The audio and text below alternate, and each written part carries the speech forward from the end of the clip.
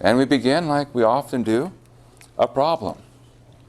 So decompose acceleration into the tangential and normal direction. So that's code for this a sub t and a sub n. For the curve r of t equals e to the 2t, 2t e to the t minus 2e to the t, and 1/3 t cubed. And also find all the times when acceleration is parallel to motion. So that means, like, when I look at the acceleration, it's pulling me directly forward. So in the way I'm going, it's going to pull me directly forward. So generally speaking, most of the ways that we do this, the fastest way is to use sort of the algebraic tools. You can use either tools. But the algebraic tools work great if your magnitude of r prime looks good. So we start by saying, well, let's find that. We have to find it anyway, so we might as well start there. So r prime of t, well, taking the derivatives, that's 2e to the 2t, all right? Again, come here. Big derivative. Okay, product rule. 2e to the t plus 2t times root of e to the t minus 2 times root of e to the t, which is e to the t. And then the last entry is t squared. Now, before you square something, you might want to see, is there anything you can do to simplify? And in this case, you can. The 2e to the t's cancel. Ah, well, that's rather nice. Almost as if somebody had planned for that to happen.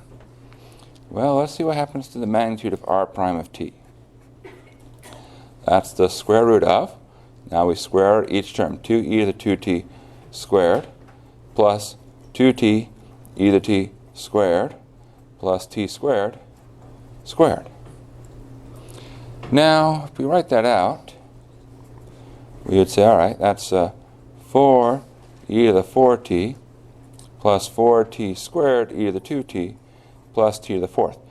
And whenever we see three terms inside the square root, we're almost always going to think, okay, our best bet, our hope, is that this really has the form a squared plus 2ab plus b squared, because then we can make that a perfect square. And so when we look at this, we say, all right, what can it be? Now, sometimes it's not in the order of a squared, 2ab, and b squared, but sometimes it is. How about today? Are we in the good order? Oh my gosh, they like us. Let's check to see if that's true. So if this were the square term, that would be 2e to the 2t squared.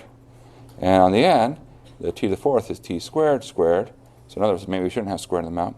In the middle, let's see.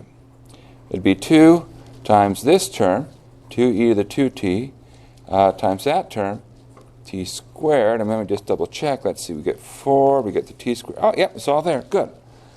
Good. So then we get, this is the square root of 2e to the 2t plus t squared squared, and thus our magnitude of r prime is actually pleasant. That may not be a word you often associate with math, but this is a nice magnitude, something we can work with. So now we're in our happy place. All right, next step, we're ready to find a sub t. So how do you find that? Well, a sub t, that's going to be the derivative of the magnitude of r prime of t.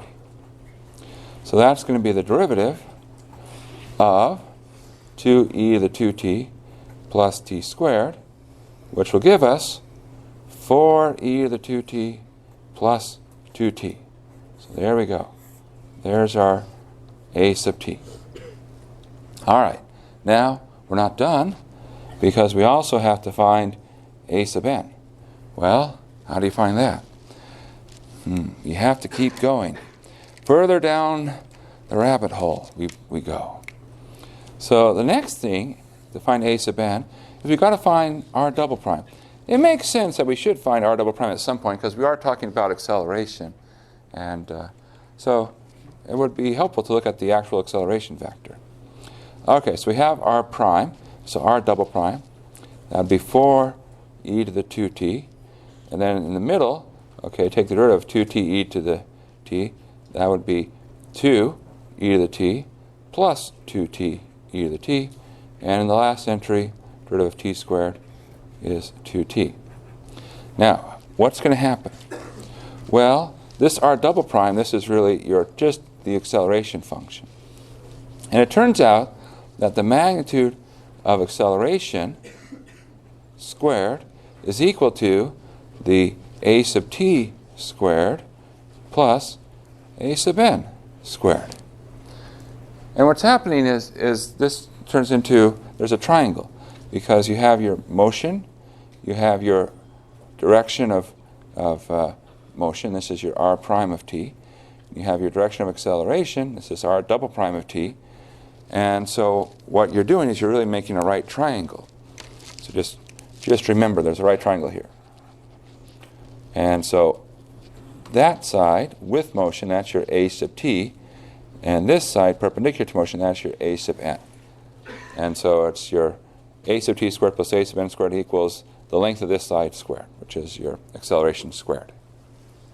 All right, well, let's put in what we know, because we know what acceleration is. So we're going to take the magnitude squared, which means we basically sum these terms squared. So we're going to get 4e to the 2t squared plus 2e to the t plus 2t e to the t squared plus 2t squared. That's our magnitude of a sub t squared equals, well, a sub t squared. So that's 4e to the 2t plus 2t squared, and then plus the one thing we don't know, a sub n squared. Well, we square stuff. So we're going to get 16e to the 4t plus 4e to the 2t plus, that's the first term, plus 8 times t e to the 2t, that's the cross term. So 2e to the 2t times 2t to the 2t times another 2, plus 4t squared e to the 2t plus 4t squared equals, over here, 16e to the 4t plus, cross terms again, that'll be 4 times 2 times another 2, that'll make 16, then it'll be t e to the 2t plus 4t squared plus a sub n squared. Good. All right. Now, what do we hope for? We hope for a lot of cancellation. And if we've lived a good life, that should happen. Let's see if we've lived a good life. Does anything cancel? 16e to 4t's cancel. The 4t squareds cancel. That last piece doesn't quite cancel, but you'll notice it matches really closely with that part. So we can pull it over. So what do we have? Well, we have that, I'll come over here now, a sub n squared is equal to 4e to the 2t, and then this will be 8t minus 16t, so minus 8t e to the 2t, and then plus 4t squared e to the 2t. Okay, so that's where we're at. Now we can simplify this. What do these terms all have in common? E to the 2t, what else? 4. So I could pull out that 4e to the 2t, and what's left is actually a polynomial. I'm going to put it highest power first, so that's a t squared minus 2t plus 1.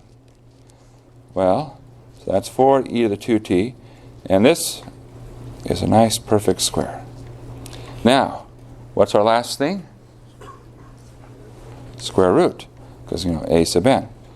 So a sub n is equal to 2e to the t times the square root of t minus 1 squared. Technically, it's the absolute value of t minus 1. But if we just put t minus 1 in parentheses, we'd get all the points. Okay, so there's our, whoops, almost can't see that. There's our a sub t and our a sub n. Now, we're not done, because here's this also. And it says, also, find all times t when acceleration is parallel to motion. Well, what does that mean? Well, that means that the r prime, r double prime, what's true? They're parallel. They're pointing in the same direction. Well, in terms of a sub t and a sub n, what needs to be true? A sub n has to be 0. So let's look at a sub n. We happen to have it here very conveniently for us. Is there any time when a sub n equals 0?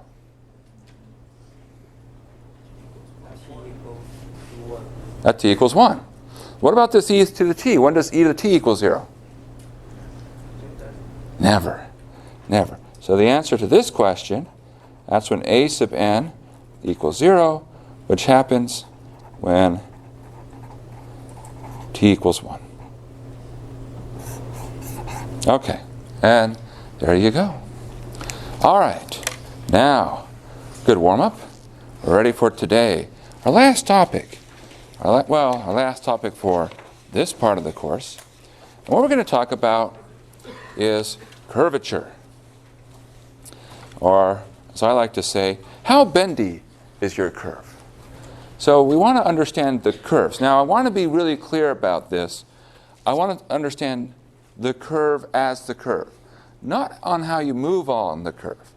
So in other words, you can imagine that there's a particle moving through space and it's leaving its trail, and then we come along and we just see the trail. So we have no idea how it moved. So in particular, what I want to say is I want to distinguish between a particle that might move very slowly along a curve versus a particle that goes whew, and just travels quickly. We're not going to distinguish how fast it moves along the curve. Now, what we want to say is we want to say, okay, I have different types of curves. Something which is not very bent, we call that a low curvature, should look something more like this. And something which is wiggling a lot, there's lots of bending going on, we want that to say that's a high curvature. Now we can see the sort of the pictures and say, okay, that looks like not very much bending, that looks like a lot of bending. But how do we actually come to the conclusion, how do we know how much bending there is? So we want to come up with a number, how much bending is going on. So how do we go about it? Well, we have to think about what we can do. So here's our basic starting point. And we say, all right, what's happening to our unit tangent vector? So what I'm going to do is I can imagine coming along and coming to the curve here, and I just draw unit tangent vectors, say at roughly equal intervals. And with the low curvature, it's turning, but turning slowly. Whereas with high curvature, when I come along and do the same thing, it's rapidly turning, moving around in all sorts of crazy directions. So it's swinging wildly back and forth. So it's like, okay, so maybe what we should do is we should say, how much is that tangent vector moving around? So that's a reasonable approach. So here's our definition. There's this letter. It looks like a K. It's supposed to be kappa, but if you want to call it K, you can call it K. Because a bad spelling of curvature, you could think begins with the letter K.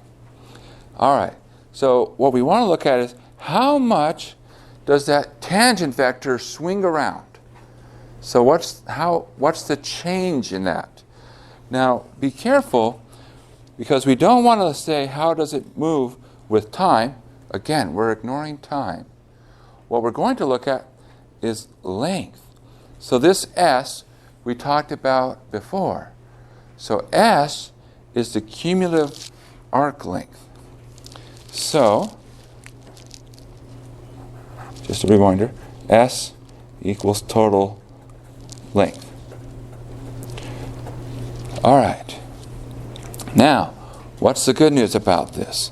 The good news is it's kind of intuitive. It's like, okay, if I want to know how much I'm bending, if I understand how the tangent vectors change, that should give me a quick sense of how much my curve is turning.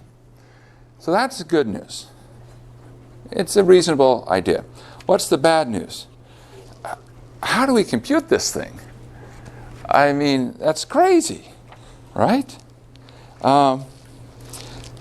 So, because at first it seems to be what? Well, we have to find the unit tangent vector, which can be really messy. And most of the time we found the unit tangent vector we found in terms of t. And then we have to go through and say, all right, let's rewrite that in terms of s. And we're just like, oh my gosh, that's going to be hard. So we need some ideas. 2 good ideas. So here's the first idea. It's a chain rule. So I'm going to think of my tangent vector. When we think about curves, we think of them as moving along a curve. In other words, we have that parameterization. So I'm going to think of it as my tangent vector, capital T, is a function of time, as I almost always am given my curve. But then I'm going to think of that time as being a function of length. So we did an example like this when we had that helix. We said, look, we can take the helix, we can reparameterize it. So we can write and say, where are we at, given if we've gone a certain distance? And that's what this is saying. Find your tangent vector after you've gone a certain distance. So the chain rule says what? Well, if I want to find the derivative of the outside part with respect to the innermost variable, you say, okay, go through one layer at a time. So you take the derivative of capital T, the tangent vector, with respect to time, and times it by the derivative of time with respect to distance. You have your dt ds. Intuitively, we like to say, oh, because the dt's cancel. No, but good intuition, go with it if it helps. Okay. Now, what's the next step? Well, really, these are 2 things. I'll just separate them and say, okay, I need to find the magnitude of this tangent vector and whatever this size is. And now there's a claim that this becomes the magnitude of t prime over the magnitude of r prime. Now, what's the t prime? Well, t prime is just another way to write dt dt, so that's not so surprising. The other part maybe is a little bit not immediately obvious, but this came from the following fact.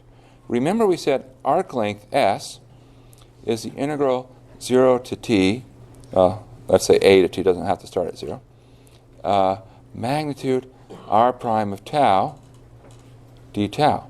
So fundamental theorem of calculus says ds dt, take the derivative of an integral from a constant to t of a function, that is just r prime of t.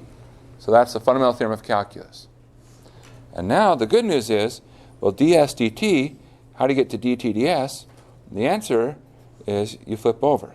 So dt ds, we flip this 1 over the magnitude of r prime of t. So that's where the magnitude of r prime downstairs is coming from. It's that size of dt ds. All right. Well, oh, dt dt? Yeah, okay, typo. Thank you for correcting me. All right. Good. So, that's one idea. We need a second idea. Why? Well, look, magnitude of r prime, we're happy. We can do that. Magnitude of t prime, we haven't done that yet. And again, we don't want to compute something if we have a better way. So, we need to find the magnitude of t prime. How are we going to do it? Let's start with what we know. What is something that's related to t prime? Well, it turns out that it goes back to our acceleration idea. So if you recall acceleration, we said that you can find acceleration by taking the derivative of the magnitude of r prime of t times this unit tangent vector, which turned into 2 parts, the derivative of the magnitude of r prime of t times t plus this magnitude of r prime of t times t prime. And we said, hey, this part right here, this part is our normal vector. So what we said is that the normal vector is really some multiple of the magnitude of t prime. It's pointing in that right direction. So the unit normal vector, well, it's t prime divided by its magnitude. So another way to say it is that t prime is the magnitude of t prime times n. All right. Now, what happens? Well, we just do what I just said, okay? Oh, maybe I should have just pulled the page down. All right. So we have that acceleration, and we're to this stage. And then we said, okay, so I can replace this t prime by the magnitude of t prime times the normal direction. And now we go back to the last session. We say, wait a second. we had something. We know how to talk about acceleration. We said that acceleration, there's this dot product that comes along to figure out the direction with motion. Then there's this cross product that comes along with the direction perpendicular to motion. So in other words, these were the a sub t and the a sub n. Because we said you can do it geometrically. Now is our geometric interpretation. And now we come to our great aha moment. These are both acceleration. So what's true? They're equal, right? Well, and in particular, you look and you say, look at the coefficients. So what we need is that the magnitude of r prime times the magnitude of t prime, that has to match that expression there. So we have to put this all together. And what do we end up with?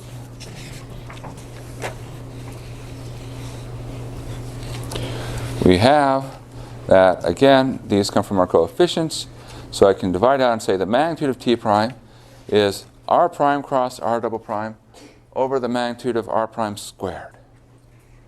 And the last thing to do is just put it together, because remember, what we just needed to have this magnitude of t prime, and so once you have the magnitude of t prime divided by another magnitude of r prime, which means our final expression for curvature is not so bad. Our curvature at any given time t, you take r prime cross r double prime and divide by the magnitude of r prime, and here's the kicker, cubed. So don't forget the cubed, because that's the part that's going to throw us off if we forget. But we're not going to forget. We're going to remember.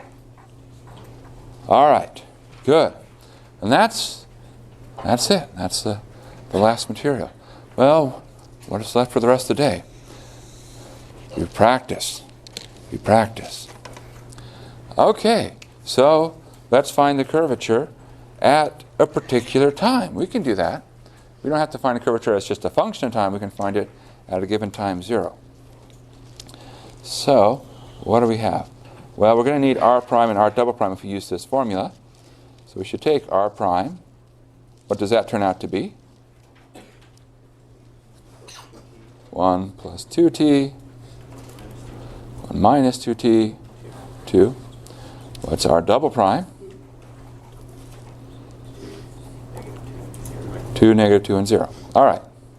Now, notice I'm not after a curvature at all time, I'm after a curvature at a specific time. So that can actually make my computation easier. So curvature at time 0, I plug in t. That's the magnitude of r prime is 0 cross r double prime is 0 over the magnitude r prime is 0 cubed. So let's find these various things. What is r prime of 0? 1, 1, 2. So I plug in time 0. What's r double prime of 0? Yeah, see, before it was 2, negative 2, 0. But once we plug in t equals 0, we'll get 2, negative 2, 0. Maybe it's not the greatest improvement here, but, you know, every little bit counts. At least r prime got simpler. So we need to compute the cross product. So we're going to take r prime is 0 cross r double prime is 0. So we get our I, j, k, 1, 1, 2, 2 minus 2, 0. And let's see, I times 1 times 0. J times 2 times 2, that's 4. K times 1 times minus 2, that's minus 2. 2 times 1 times k, that's going to be minus 2k. Minus 2 times I, that's going to be minus 4i, which will turn out to be plus 4i. And 0 times 1 times j is 0j. So we get 4, 4, negative 4. And of course we quickly check. 4 plus 4 minus 8, that's good. 8 minus 8 plus 0, that's good. So 4, 4, negative 4. All right. Now, the magnitude of r prime is 0, we'll need that. Well, that's the square root of 1 plus 1 plus 4, also known as square root of 6. And the magnitude of the cross product, well, it looks like we're going to have a lot of 16s being added up. But what we can do is we can actually say, hey, you know what? Since that's common, let me pull the 4 out. So that's 4 times the magnitude of 1, 1, negative 1. Which means that the magnitude will be 4. Then I just have to take the magnitude of this other part. That'll become 1 plus 1 plus 1. So we get 4 times square root of 3. So, to finish up, we get that the curvature at time 0 is equal to that 4 root 3 divided by square root of 6 cubed. And if we wanted to, we could simplify, but, there we go. If we wanted to, we could simplify, but we don't have to. So we can leave it like that. All right. So find kappa of t. Ah, good. More interesting. Now it's for all t, not just a nice value of t. For the parametric curve, log t, 2t, and t squared. Okay. Well, what do? It's the same process. So we're going to say, look, this is our r of t. It wasn't given a name, but we're going to call it that. So we say r prime. It's 1 over t, 2t, and our double prime minus 1 over t squared, 0, 2. Now, we can take the magnitude of r prime. That's the square root of 1 over t squared plus 4 plus 4t squared. But you might remember this. I think we've done this one before. Have we done this one before? Or do you recognize what's going to happen?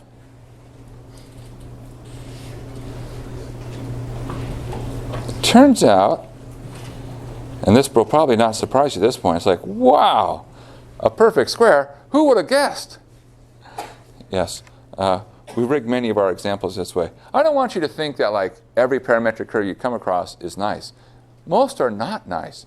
We are being very selective, though, because we don't have calculators, so we've got to do things which are nice. We'll let the calculators do the not nice ones. All right, so there's our r prime of t. 1 over t plus 2t, which if we wanted to, we could write this as 1 plus 2t squared divided by t. All right, now, what comes next? What else do we need? We need that cross product. So we're going to take r prime of t cross r double prime of t. So we're going to end up with this nice cross product. ijk, 1 over t to 2t minus 1 over t squared, 0, 2. So I times 2 times 2, that's 4i. J times 2t times minus 1 over t squared is negative 2 over t j. K times 1 over t times 0 is 0. That's good. Minus 1 over t squared times 2 times k. That's negative 2 over t squared, but going the other direction.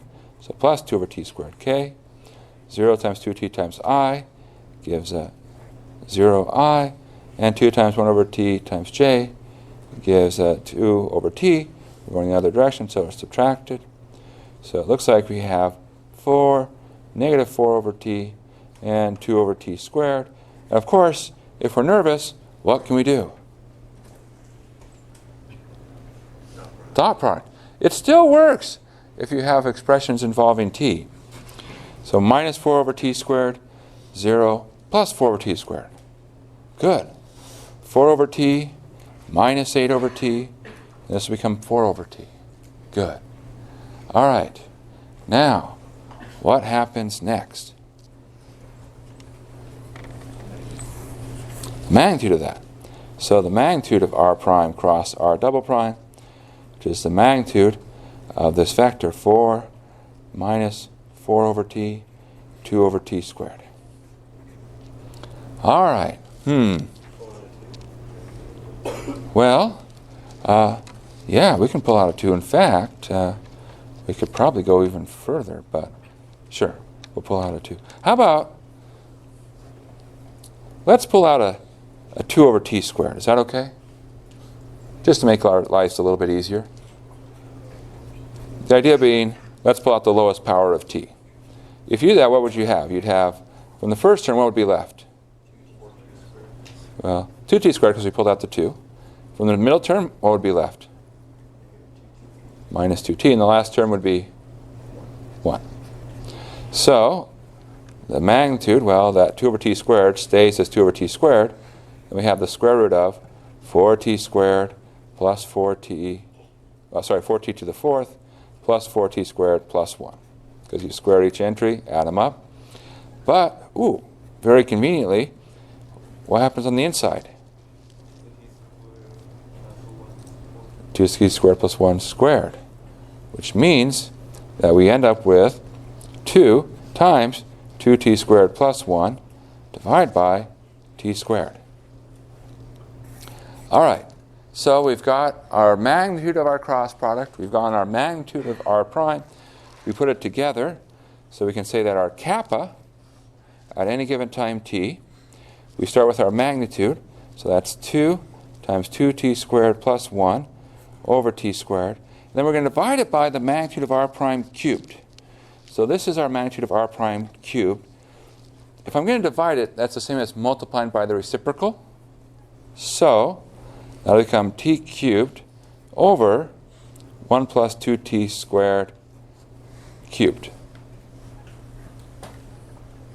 So I'm cubing it, and then I'm flipping it over, because I want to divide by the magnitude of the cube. All right, does that work? Is that true? Am I okay? All right, I think I'm okay. Can we do anything else? Yeah, we can simplify. What are some things we can do? Yeah, there's 2t squared, that cancel up there. We can also even cancel out 2t squared plus 1 with one of them downstairs. So we end up with saying that our curvature at a given time t is equal to 2t divided by 1 plus 2t squared squared. And that's our answer. There we go. Cool. All right. Well, that was pretty simple. Nice. So, now another question. So, one of the things is we have the cross product. Now, technically speaking, you could avoid the cross product if you don't like cross product. If you're someone who is like, I will do anything to avoid a cross product, please don't make me do a cross product, you can avoid it. The way you avoid it is to look at this and say, there's another way to write this, which is this is a sub n over the magnitude of r prime squared.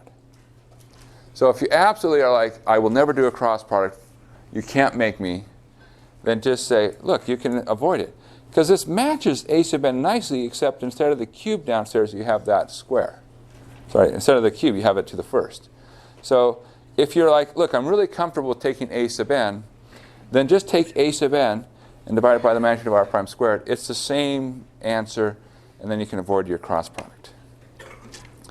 But there are times when you say, well, what about if we're not in dimension 3? We can't even do a cross product then. What happens if we're in dimension 2? Well, what's the answer? Yeah, if I'm in dimension 2, I make it be dimension 3. So the way you make it be dimension 3 is you say, think of that last entry as being 0. So any curve in dimension 2 can become a curve in dimension 3.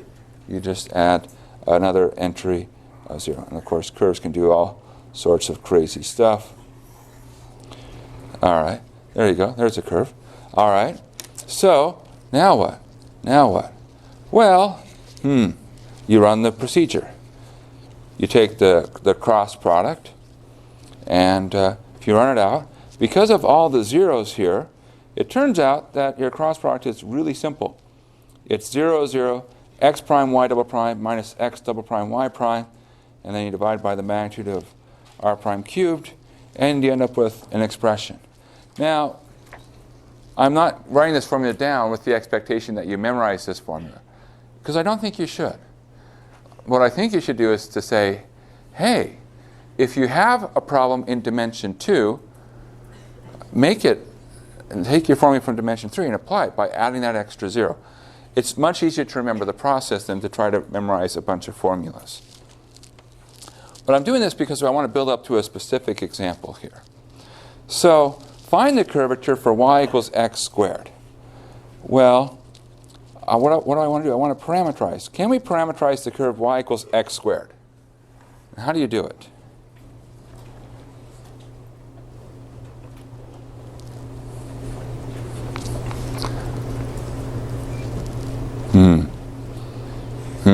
Yes. Make y equal to t, so then the x1 needs to be t squared. Okay, so almost, yeah. So recession make y to be t. It's the other way, x be t. So yeah, if you think of x as being t, then y would be t squared, and then you can do the last entry of 0. So we have our x and our y. So if we just quickly apply the formula here, we can say, all right, what do you get? What's x prime? Derivative of t? It's 1. Y double prime? 2. Minus x double prime? 0. Times y prime, 2t. Divide that by, all right, x prime is 1 squared, y prime, 2t squared to the 3 halves. And this simplifies to upstairs you end up with 2, and downstairs you end up with 1 plus 4t squared to the 3 halves power.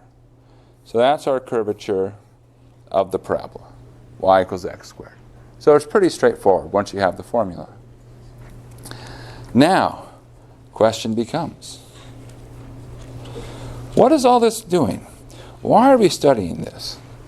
Seems such a strange thing to study. So here's the fun fact. In fact, it's written here in a comment on the bottom. Is where did curvature come from? And this is sort of an interesting history.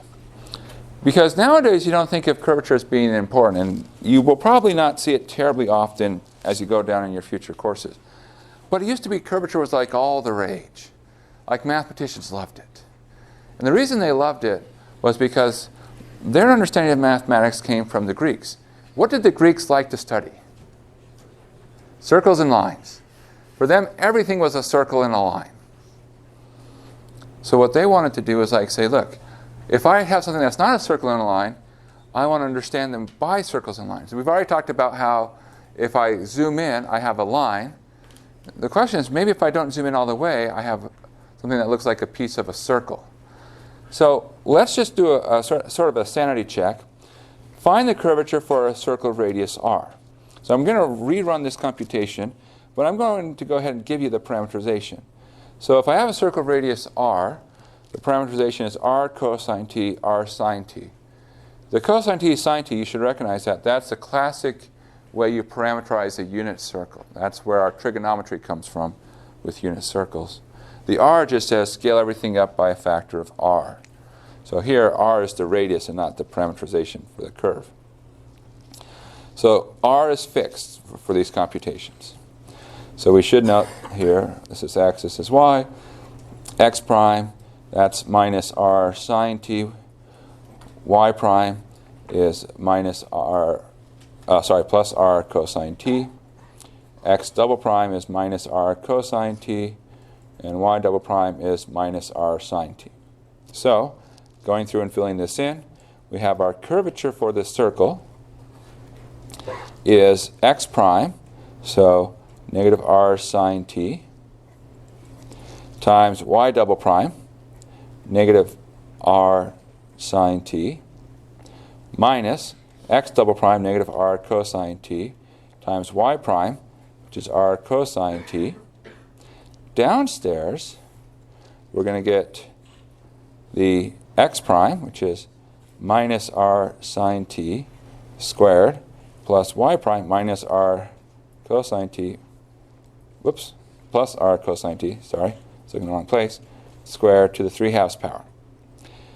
Now upstairs, what do you have? Well, the first term you have r squared sine squared, minus minus makes plus, r squared cosine squared. What will the numerator become? R squared. Downstairs, we have r squared sine squared plus r squared cosine squared. That becomes r squared to the 3/2 power. If I take r squared to the 3/2, what do I get downstairs? R cubed. So ends up being 1 over r. That's a nice answer.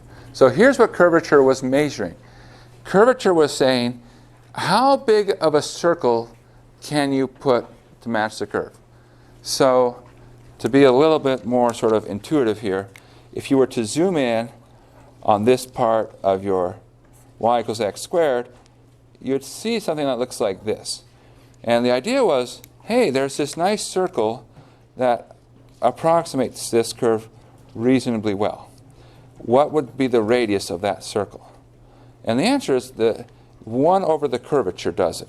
So this right here, I want this to be that radius. So the radius is 1 over the curvature. So that's sort of the historical motivation. And by the way, we can actually plug it in here.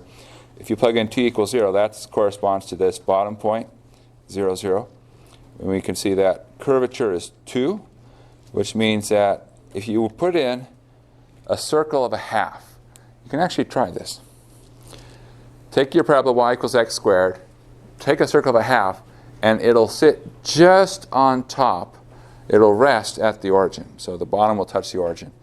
If you had a circle that was even just 1/2 plus 0.00001, it won't get to the bottom. It'll actually stop just a little bit short. So, all right. One last problem. Find kappa of t for r of t is root 2 over 2 t squared plus pi times t plus 1 e to the minus t and t minus 1 e to the t. Well, let's do what we need to do. So we need to start by r prime of t. So, being careful here, square root of 2 over 2 times 2t. Well, that's not so bad. That's square root of 2t. Pi goes away. T plus 1 e to the minus t. Well, that would be 1 times e to the minus t plus t plus 1 e to the minus t times negative 1 by chain rule. In the second entry, 1 times e to the t plus t minus 1 times derivative of e to the t, which is e to the t. Now here, what do we see? Well, plus 1, minus 1, both attached to e to the t, e to the minus t, so they cancel. So we end up with minus t e to the minus t. Over here, the e to the t minus e to the t cancel, so we're left with t e to the t. So our prime is pretty nice. That's good. We like things which are nice. And, well, while we're at it, we might as well compute the magnitude of r prime. So that would be the square root of, here we'd get 2t squared plus t squared e to the minus 2t and plus t squared e to the positive 2t. Now, one thing we could have done before we even started is we could have made the observation, hey, before you do anything, factor out what's in common. So here, I could say this is the magnitude of t times the vector root 2, comma, minus e to the minus t, comma, e to the t. That could have been done. Would have saved ourselves a little bit of work, because now notice what can we do here. Every term has a t squared. We can pull that out. And the square root of t squared gives us t. Now for the rest, well, we're looking for a squared and b squared and 2ab. Now, here, this is probably a case where rearranging is good. And one of the things that we see is, look, there's no e to the t's attached to that. But we have an e to the minus 2t and e to the 2t. These would correspond to e to the minus t and e to the t if we take them as something squared. And when we multiply those together, we get 1. So we can rewrite this in the following way. Again, remember, we got the t squared pulled out. E to the 2t, that's e to the t squared. And e to the minus 2t, that's e to the minus t squared. And the 2, well, that's 2 e to the t, e to the minus t. So, what do we have? We have t times the square root of e to the t plus e to the minus t squared, which becomes something nice. So t times e to the t plus e to the minus t. All right, good. Well, we're going to need that magnitude of r prime later. Now, on a side note, we could find a sub n instead of finding the cross product, and if we have time, maybe we'll do that. So, but all right, back to r double prime. So that would be the root of square root of 2 times t, square root of 2. The root of minus t e to the minus t, we use product rule. So minus 1 times e to the minus t, minus t e to the minus t times negative 1.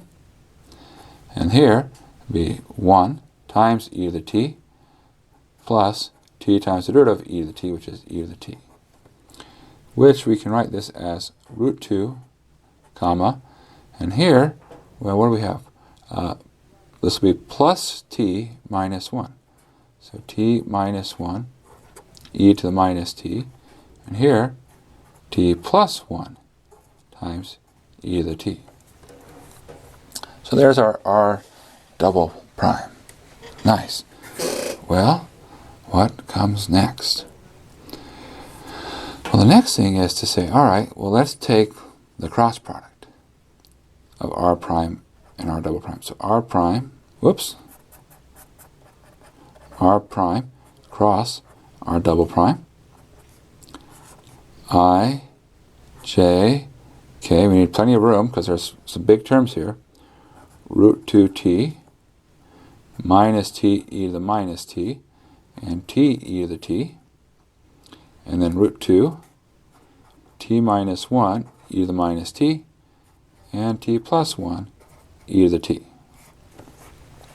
So I minus t e to the minus t, t plus 1 e to the t.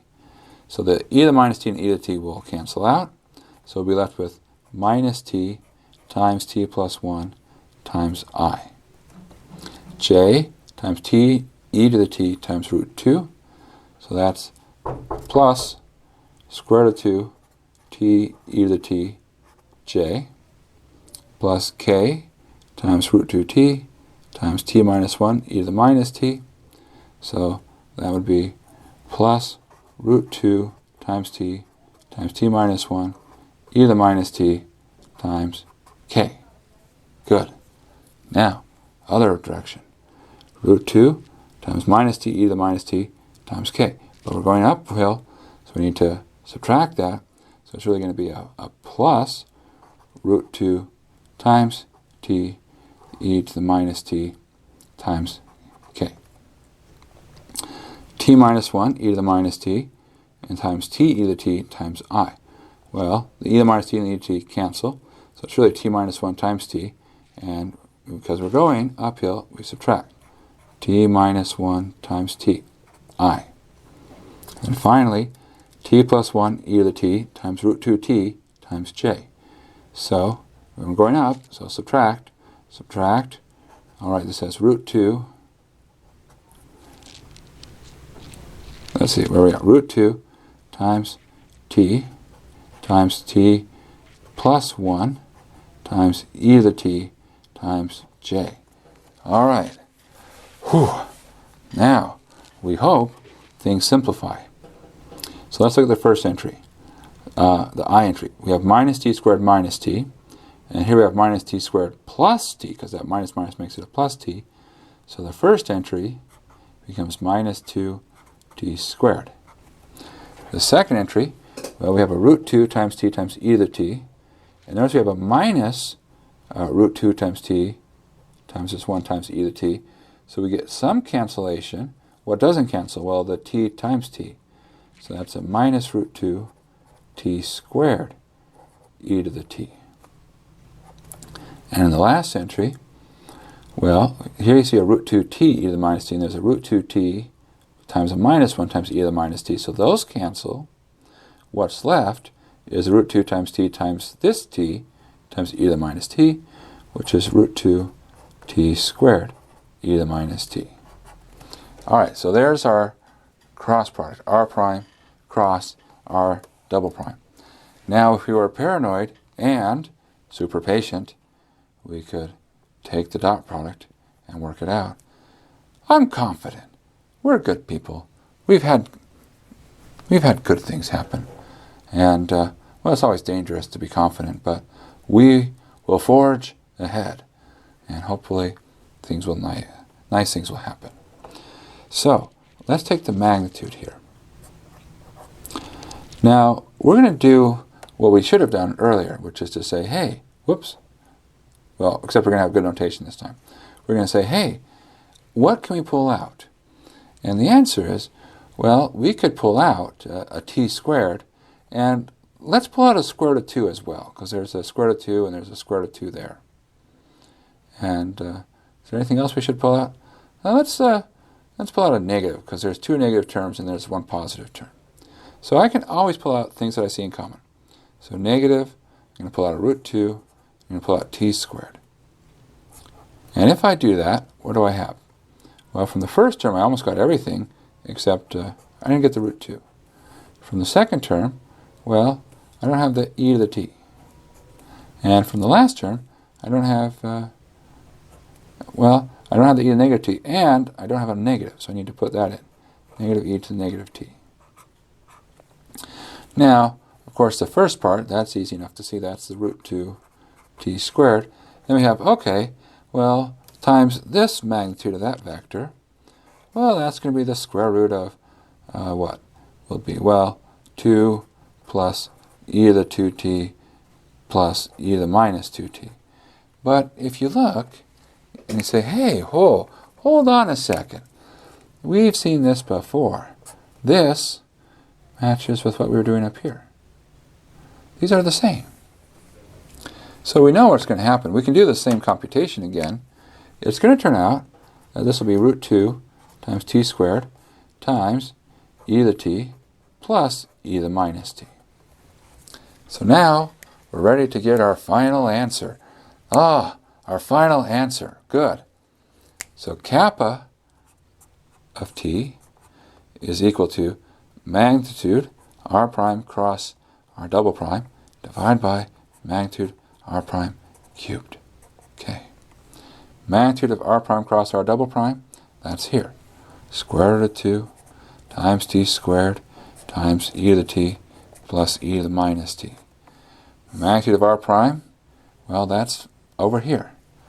That's t times e to the t plus e to the minus t, but cube that downstairs. So what's left? Well, you have the square root of 2. That's left. Here we have a t squared, but we also have a t cubed. So that's going to leave us with the t downstairs. Then we have e to the t plus e to the minus t, but we have 3 of those downstairs, so that will leave us with 2 of those downstairs. So e to the t plus e to the minus t squared. And there's our answer. So there's our curvature at any given time, t. Now you might be a little bit anxious and think, wait a second, curvature at time 0 looks like it's something over 0. That's bad, isn't it?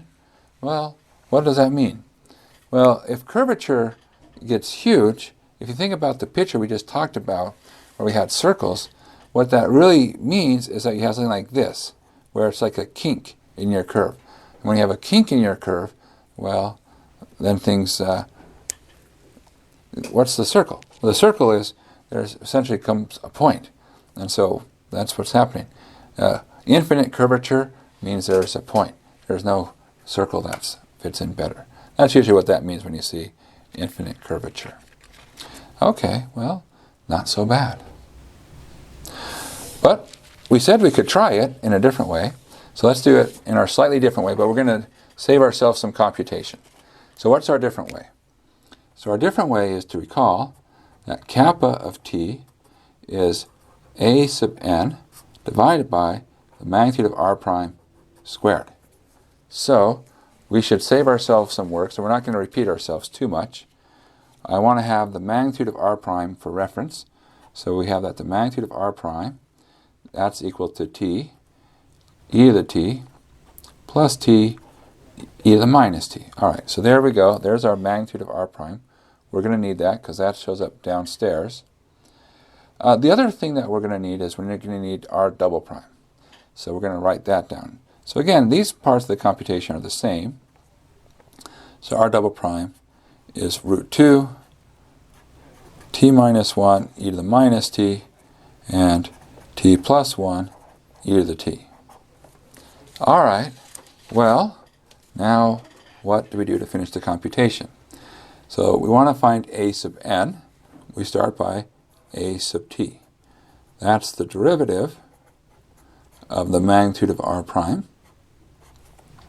So that we take the rules here. So e to the t plus t e to the t, and then plus e to the minus t minus t e to the minus t. And that's about as simple as we can hope for. So there's a bunch of terms. Now what? Well, now we remember that magnitude of r double prime squared is equal to a sub t squared plus a sub n squared. Or we can really say, look, if I want a sub n squared, that's going to be a sub t, magnitude of r double prime squared minus a sub t squared.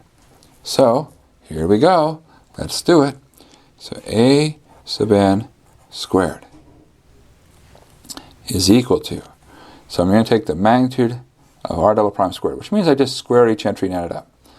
So I'm going to have square root of 2 squared, which is 2, plus t minus 1 squared, e to the minus 2t, plus t plus 1 squared, e to the positive 2t.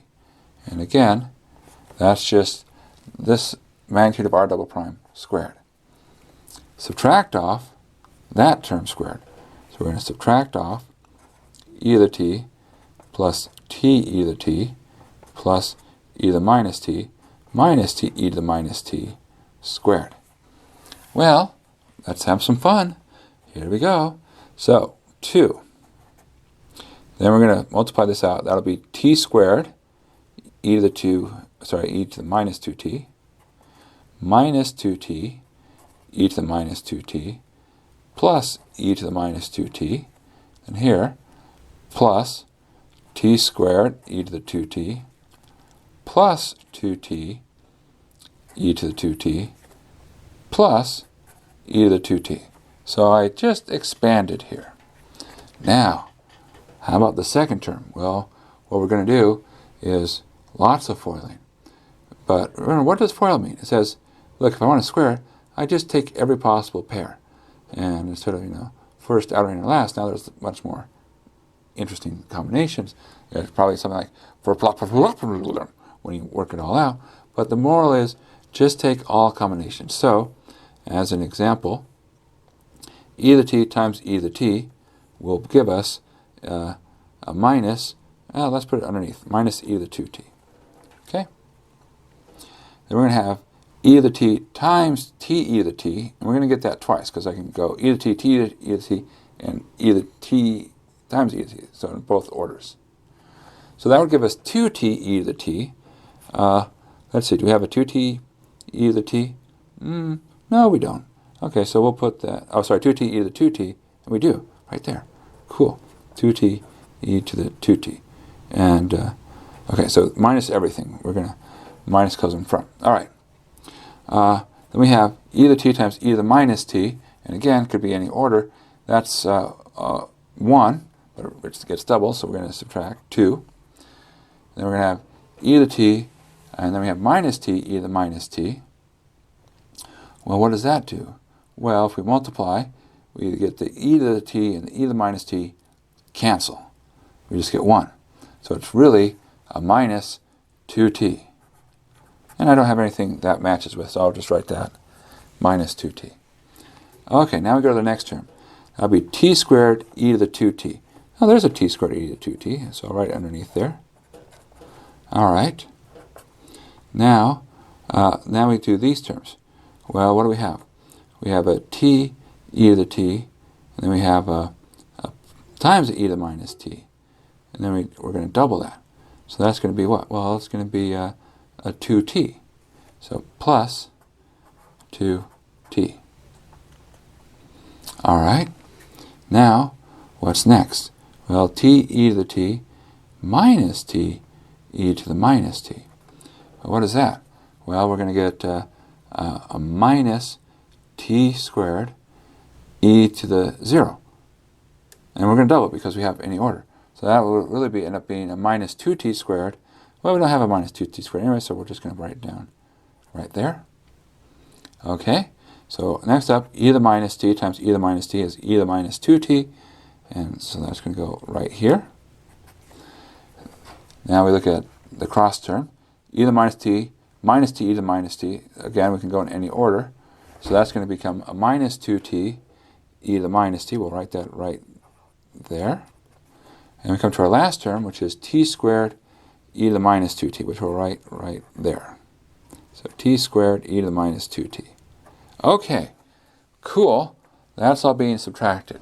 Now, if we are good people, and I believe we are, I believe we're the best kind of people, people who work hard, what should be true? Well, we should get cancellation. So let's see, 2's cancel, t squared e to the minus 2t's cancel, minus 2t and minus 2t's cancel, e to the minus 2t's cancel, t squared e to the 2t cancel, 2t e to the 2t's cancel, e to the 2t's cancel, the minus 2t and the plus 2t cancel. The only thing that's left, amazingly, maybe not so amazing, it's math, it's beautifully, minus minus makes plus 2t squared, so a sub n, square root of that is the square root of 2 times t. Now, how do you finish? Curvature is a sub n over the magnitude of r prime squared, so that's square root of 2 times t divided by, and remember, here we multiply this out, so that's just t e to the t plus e to the minus t, so we square that, t squared times e to the t plus e to the minus t squared, and we can cancel off a t, so we end up with square root of 2 over t times e to the t plus e to the minus t squared, and if you look, and we will, they match, because math is consistent. If you get an answer one way, you'll get an answer another way that's correct, as long as your ways are both correct. Well, what a problem. What a great problem. All right. Well, that's it for this part of the course. On to the next part.